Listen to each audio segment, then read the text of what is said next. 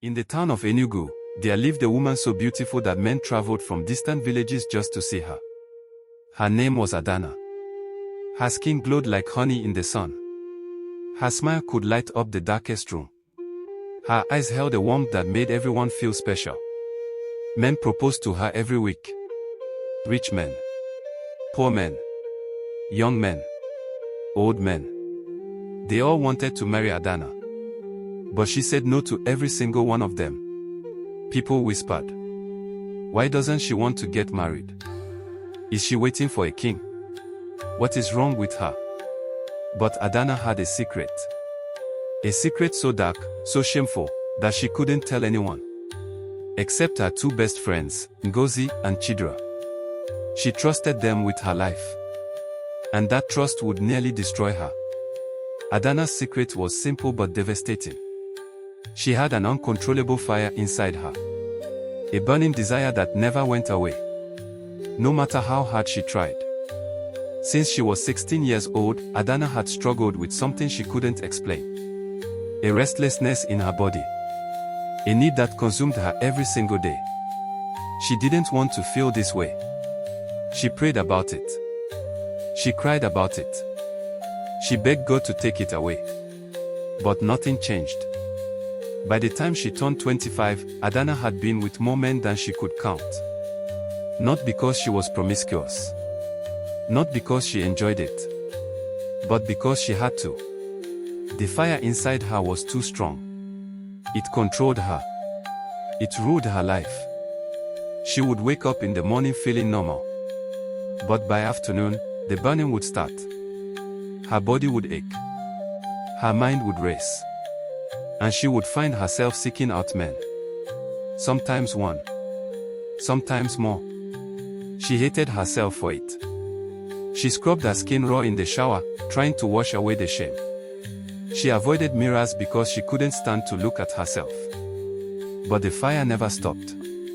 Adanna's parents had no idea what was happening. They only saw their beautiful daughter rejecting proposal after proposal. "Adanna, you're getting older," her mother would say. "When will you settle down? There are so many good men asking for your hand," her father would add. "Why do you keep saying no?" But how could she tell them the truth? How could she explain that one man would never be enough? How could she say that she needed multiple men every single day just to survive? So she lied. "I'm not ready yet, Mama.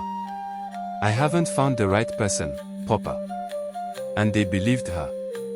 But the weight of the secret was crushing her. The only people who knew were Ngozi and Chidera. Her best friends since childhood. They had grown up together. Played together. Shared everything together. When Adanna first told them about her problem at 17, they didn't judge her. They held her while she cried. They promised to keep her secret. And for years, they did. But secrets have a way of poisoning even the strongest friendships. One evening, Adanna was walking home from the market when she bumped into someone. Her bags fell to the ground. "Oh, I'm so sorry," a gentle voice said. Adanna looked up and saw the most handsome man she had ever seen. His name was Emeka. He had kind eyes and a warm smile. He helped her pick up her bags and offered to walk her home. Something about Emeka felt different. For the first time in years, Adanna felt her heart race for a reason other than the fire. She felt hope. Over the next few weeks, Emeka and Adanna spent more time together. He was a gentleman. He made her laugh. He listened when she talked. He treated her like she was precious. And slowly, Adanna began to fall in love. Real love. Not the desperate, shameful encounters she was used to. But genuine, beautiful love. She thought maybe, just maybe, this was the answer. Maybe loving Emeka would cure her. Maybe the fire would finally go away. But it didn't. Even as she fell deeper in love with Emeka, the burning continued. She tried to ignore it. She tried to resist.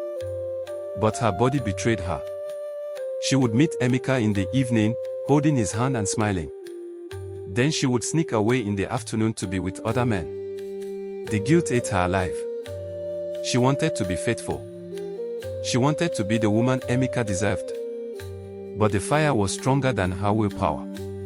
One evening, Emeka took Adanna to their favorite spot by the river. The sun was setting. The sky was painted orange and pink. He got down on one knee. "Adanna," he said, his voice shaking with emotion. "You are the most beautiful person I've ever known. Will you marry me?" Adanna's eyes filled with tears. "Yes," she whispered. "Yes, I marry you." They embraced. And for that moment, Adanna felt pure joy. She couldn't wait to tell Ngozi and Chidera. The next day, the three friends met at their usual spot. A small cafe in the market. Adanna showed them the ring. It sparkled in the sunlight. "I'm getting married," she said, beaming. Ngozi screamed with excitement and hugged her. "Adanna, this is amazing. I'm so happy for you." But Chidera's smile didn't reach her eyes. She congratulated Adanna. She laughed. She drank with them. But inside, something dark was growing. Chidera had always lived in Adanna's shadow. While Adanna was beautiful, Chidera was considered plain.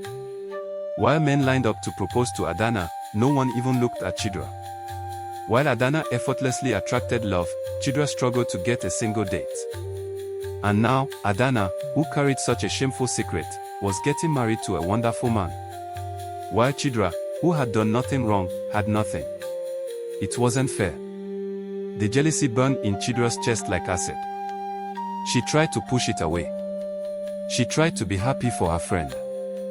But the bitterness won. And slowly, a dark plan began to form in her mind. The wedding day arrived.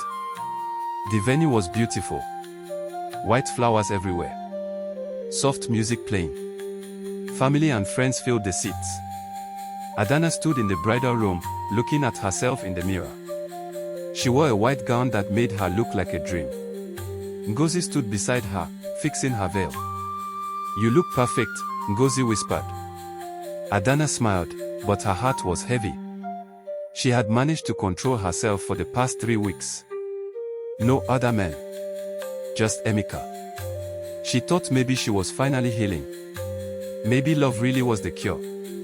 The ceremony began. Emeka stood at the altar, looking handsome in his suit.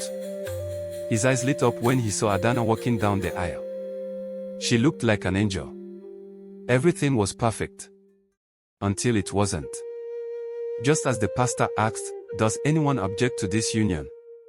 The large screen behind the altar flickered. Everyone turned to look. And then it started playing. A video. Not a sweet montage of Adanna and Emeka's journey. But something else. Something horrifying.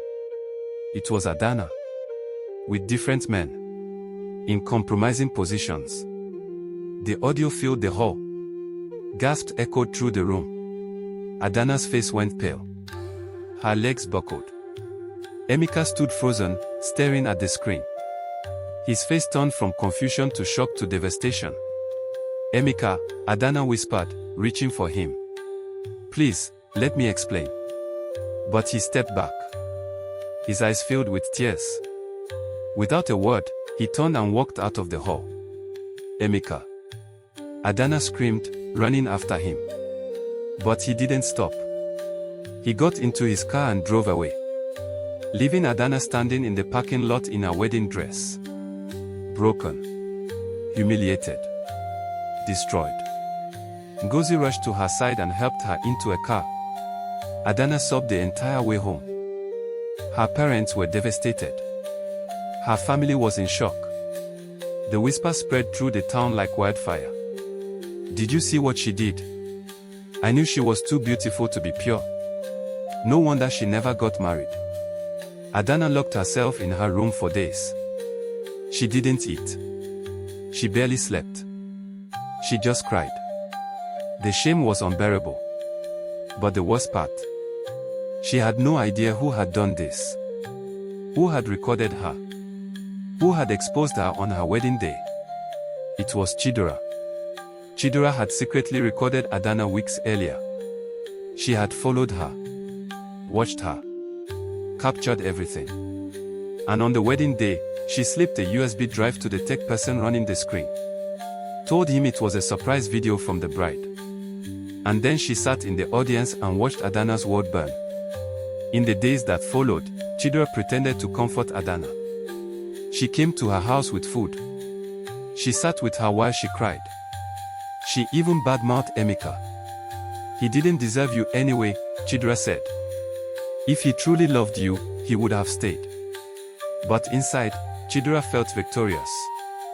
And then she made her next move. She reached out to Emeka. Sent him messages. I'm so sorry about what happened. Adanna is going through a lot. If you need someone to talk to, I'm here. Emeka, heartbroken and confused, responded. They started talking. Chidera was careful. She didn't rush. She played the supportive friend. The understanding confidant. She thought if she could destroy Adanna's relationship, she could have Emeka for herself. But Emeka wasn't interested. Every time Chidera tried to get closer, he pulled away. He didn't want Adanna's friend. He didn't want anyone. He was too hurt. Meanwhile, Adanna was finally getting help. She found a doctor who specialized in hypersexuality disorder. Through therapy and medication, she began to understand her condition. It wasn't her fault. It was a medical issue. A hormonal imbalance that could be treated. For the first time in her life, Adanna felt hope. Real hope. She wasn't broken. She wasn't cursed. She was sick. And she could heal. Months passed. Adanna continued her treatment. The fire inside her began to cool. She could finally think clearly. She could finally breathe. And one day, a letter arrived. It was from Emeka. Her hands shook as she opened it. Adanna, I've had time to think. What happened at the wedding hurt me deeply. But I've realized something. You weren't unfaithful by choice. You were struggling with something you couldn't control. I was angry because I didn't understand. But now I do. If you're willing, I'd like to talk. Here's my number. Adanna's tears fell onto the paper. She called him immediately. They talked for hours. Emeka apologized for leaving. Adanna apologized for not telling him sooner. They decided to start over. Slowly. With honesty this time. Emeka supported Adanna through her treatment. He learned about her condition. He stood by her side. And their love grew stronger. 1 year later, they got married. A small, private ceremony. Just close family and friends. Ngozi was the maid of honor. Chidera wasn't invited. Because by then, Adanna knew the truth. Chidera had confessed. The guilt had eaten her alive. She came to Adanna's house one evening, crying. I did it, she sobbed. I played the video. I was jealous. I wanted what you had. I'm so sorry. Adanna stared at her for a long time. Then she spoke quietly. I forgive you, Chidera. But our friendship is over. Chidera left.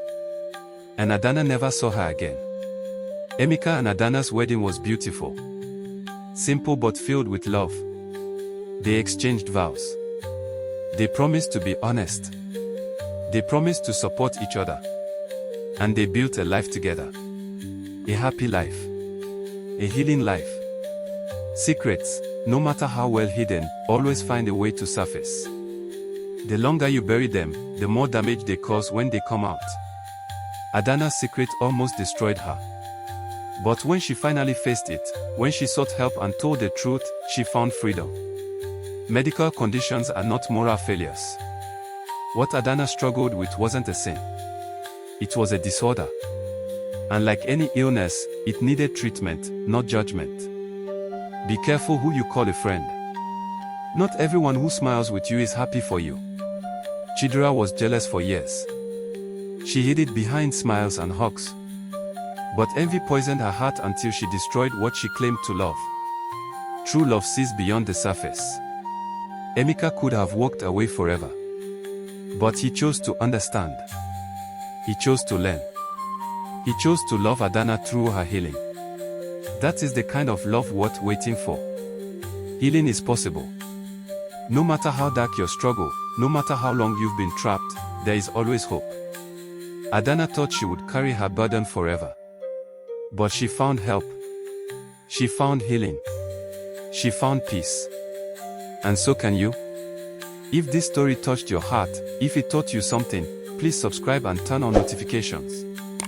There are more stories coming that will challenge you, inspire you, and remind you that healing is always possible. Before you get married, before you make any major life decision, face your truth. Seek help if you need it. Be honest with yourself and the people you love. Because secrets always come out. And it's better to face them on your terms than to have them exposed at the worst possible moment. My name is Joseph, and I share African stories and folktales that carry deep lessons. If you enjoyed this story, please click the subscribe and turn on notifications so you don't miss the next one. I'll see you in the next video. Stay safe, stay wise. Bye-bye.